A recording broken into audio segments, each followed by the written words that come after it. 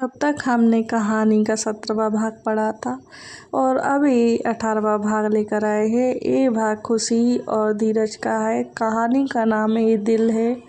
तो अगर आपको ये कहानी पसंद आती है तो इसे लाइक ज़रूर करें, कमेंट करके मुझे ज़रूर बताएं कि आपको ये कहानी कैसी लगी।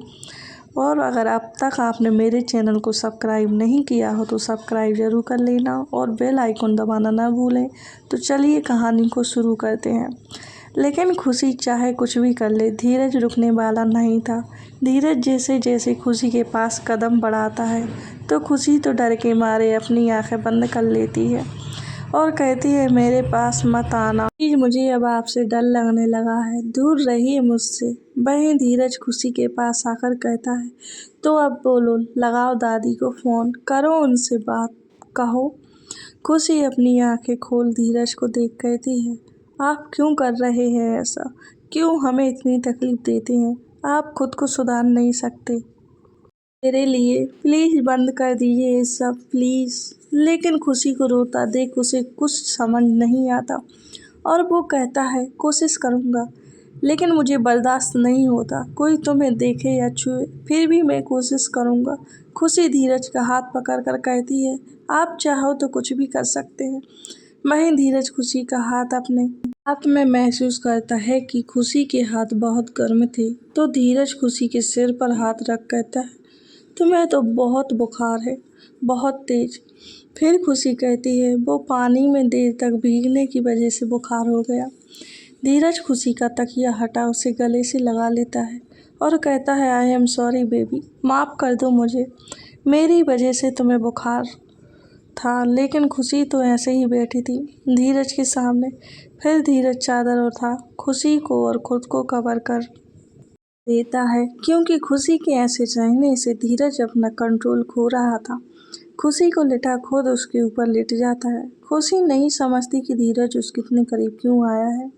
वो तो सोच रही थी कि धीरज बस उसको बाहों में भरकर सोएगा, लेकिन उसका तो आज कुछ और ही इरादा था। खुशी जैसे अपनी आंखें बंद करती है, धीरज खुशी को किस करने लगता है।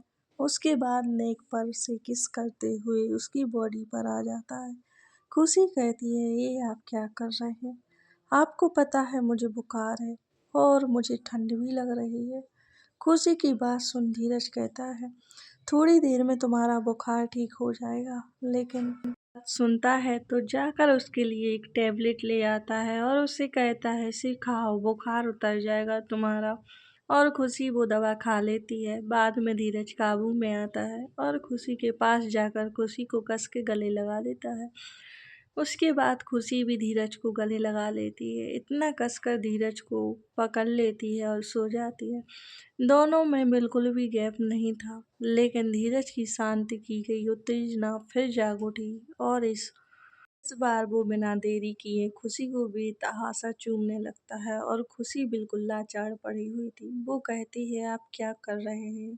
छोड़िए मुझे। और अपने होंठ खुशी के होंठ इतनी देर पानी में भीग चुकी थी कि उसको बहुत तेजी से बुखार आ गया था। वो काँप रही थी, लेकिन धीरज जब भी उस पर खुशी के प्यार का भूत सवार होता है तो वो एकदम निर्दयी हो जाता है। उसे लगता है कैसे भी करके बस खुशी को खुद में संभालूं। इस कदर उसके अंदर जुनून जागता है कि वो बस उसे पूरा करने पर उतर आता है। उसे तो ये एहसास भी नहीं कि खुशी की हालत क्या है। खुशी, धीरज जी, मुझे बहुत बहुत ठंड लग रही है, प्लीज़ मुझे कवर करके उड़ा दीजिए। धीरज खुशी की सुनता है तो जाकर उसके लिए एक टेबलेट ले आता है और उसे कहता है, इसे खाओ, बुखार उतर जाएगा तुम्हारा। और खुशी वो दवा खा लेती है। बाद में धीरज काबू में आता है और खुशी के पास जाकर खुशी को कस के गले लगा लेता है। उसके बाद खुशी भी धीरज को गले लगा लेती है, इतना कसकर धीरज को पकड़ लेती है और सो जाती है। दोनों में बिल्कुल भी गैप नहीं था, लेकिन धीरज की शांत की गई उत्तेजना फिर जाग उठी और इस बार वो बिना देरी किए खुशी को बेतहाशा छूने लगता है और खुशी बिल्कुल लाचार पड़ी हुई थी। वो कहती है, आप क्या कर रहे हैं? छोड़िए मुझे। और अपने होंठ खुशी के होंठ पर रख देता है, जिससे खुशी का बोलना बंद हो जाता है।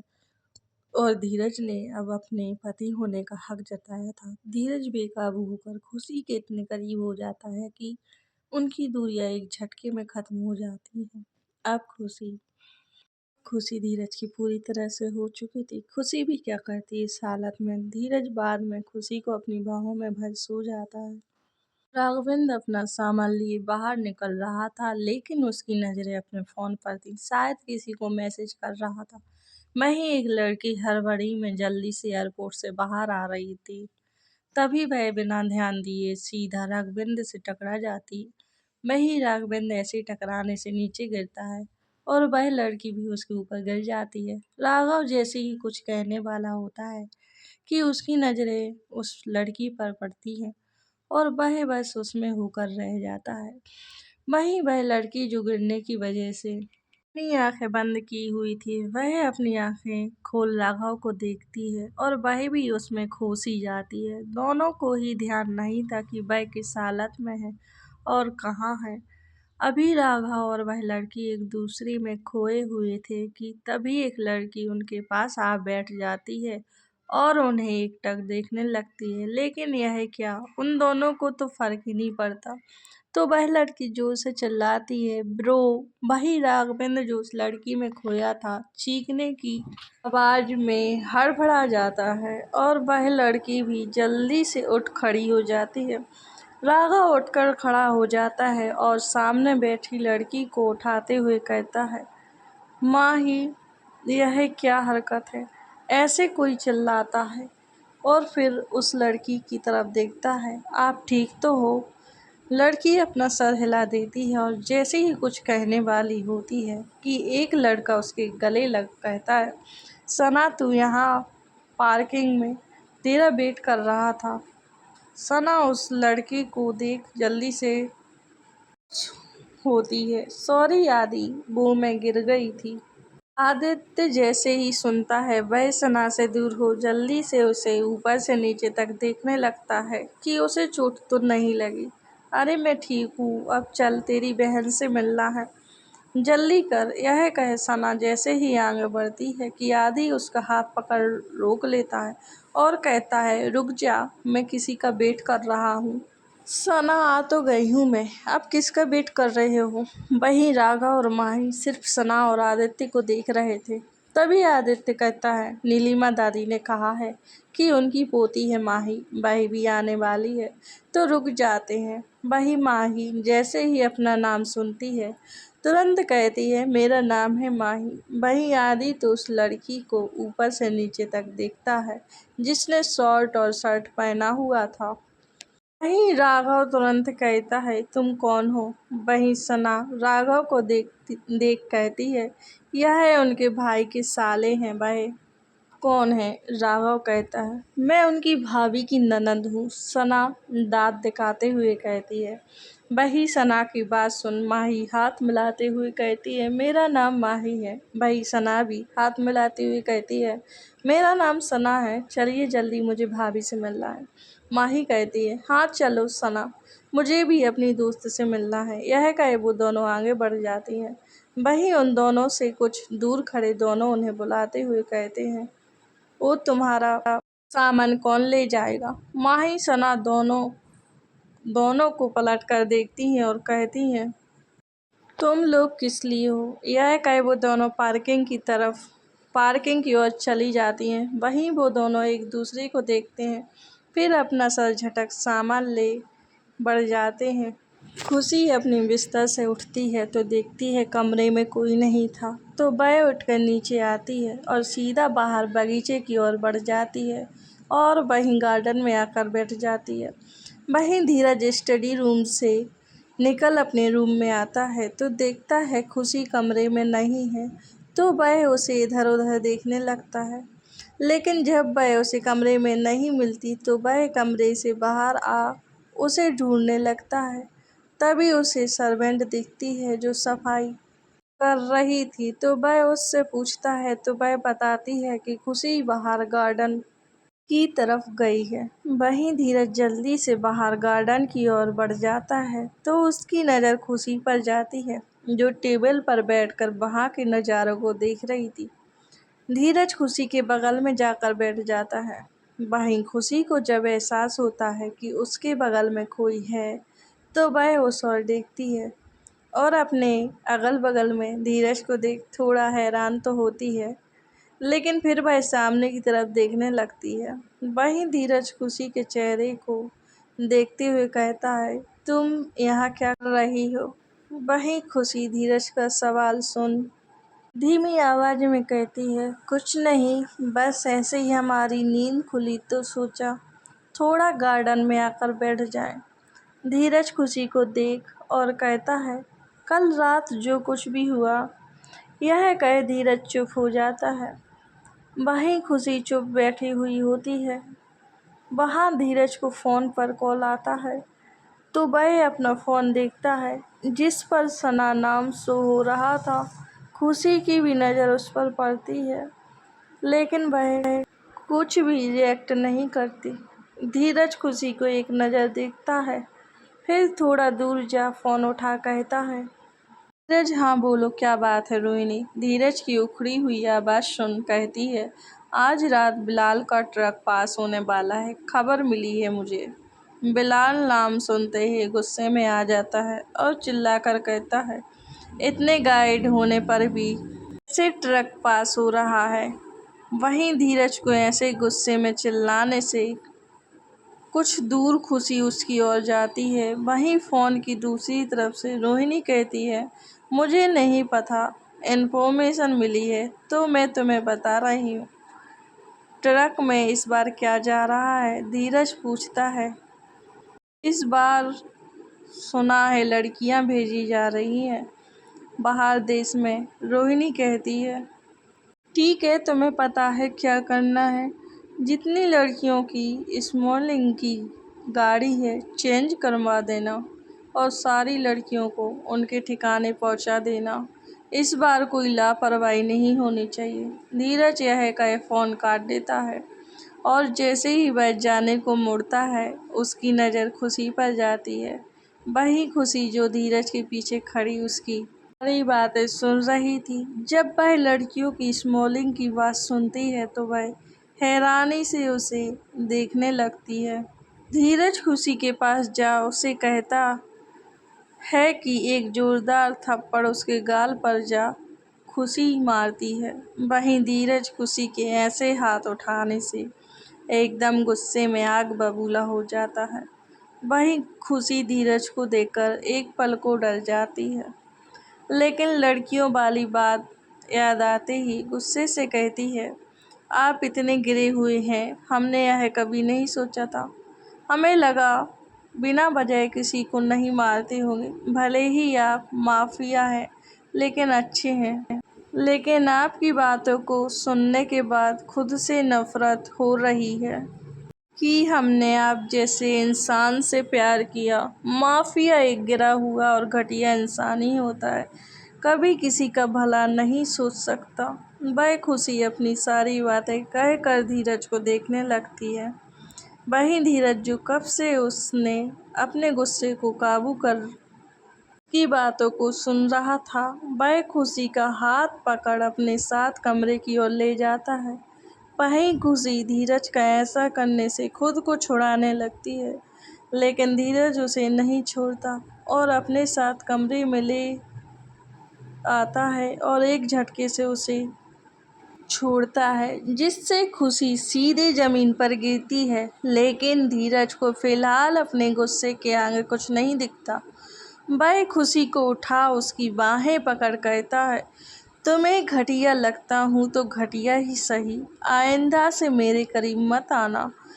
तुम ना ही मैंने तुमसे कहा था कि मुझसे प्यार करो, लेकिन एक बात मेरी कान खोल कर सुन लो, आज तुमने मुझ पर हाथ उठा दिया है। आइंदा से दोबारा ऐसा किया तो तुम सोच नहीं सकती मैं क्या कर सकता हूँ तुम्हारे साथ। यह कहे वह बिना एक पल गवाह खुशी को छोड़ रूम से चला जाता है। वहीं खुशी धीरज को इतना गुस्सा और खुद से दूर रहना उसे तकलीफ देता है और वह घुटनों के बल बैठ रोने लगती है। दूसरा निवास आदित्य सभी को यहीं लेकर आ गया था। माही और राघव जाकर नीलिमा जी के पैर छूते हैं। नीलिमा जी तो इतने साल बाद अपनी पोती को देख भावुक हो गई थी। वहीं माही अपनी दादी को सेंटी होते देख कहती है, क्या दादी आप भी वह सीरियल वाली दादियों की तरह हर हैप्पी मोमेंट में इमोशनल हो जाती हैं। वहीं नीलिमा जी माही की बात सुन कहती हैं, अच्छा चल नहीं रोती। यह कह वह मुस्कुरा देती हैं। फिर राघव और माही को खुशी के पूरे परिवार से मिलवाती हैं। तभी राघव कहता है, लो जिससे मिलने के लिए इतनी दूर से आए हैं वह खुद लापता है। बेटा आप चिंता मत करिए, वह कल आ जाएंगे। शांति जी कहती है। सना जानकी जी को हक कर कहती है, भाई आंटी मैंने आपको कितना मिस किया, आपको पता है।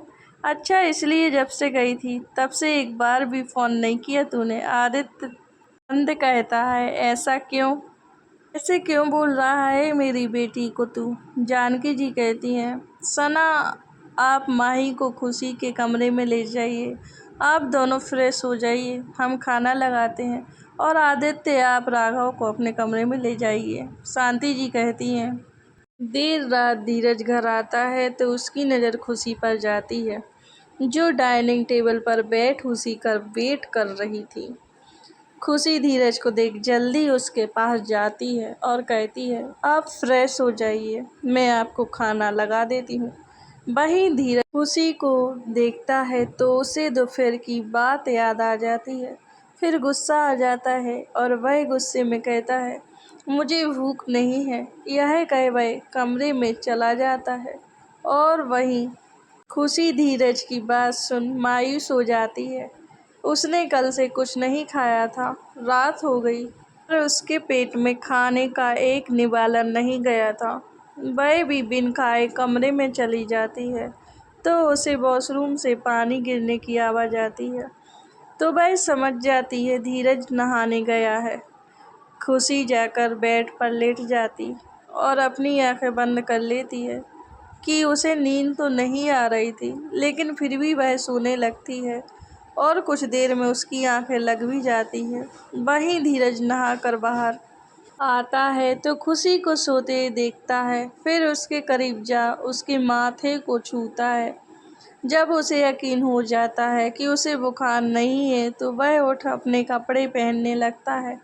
धीरज यही सोच ही रहा था कि उसके फ़ोन की बेल बजती है और वह अपना फ़ोन जल्दी से उठाता है कि खुशी ना उठ जाए। फ़ोन उठा कहता है, जी दादी बोलिए। वहीं फ़ोन की दूसरी तरफ से नीलिमा जी थोड़े गुस्से से कहती हैं, आज तुमने खुशी के पापा से कैसे बात की। धीरज वही नीलिमा जी की बात सुन सपाट लहजे में जवाब देता है, अगर आपको उस मैटर में बात करनी है तो मैं फ़ोन रखता हूँ दादी, फ़िलहाल मुझे यह बात नहीं करनी।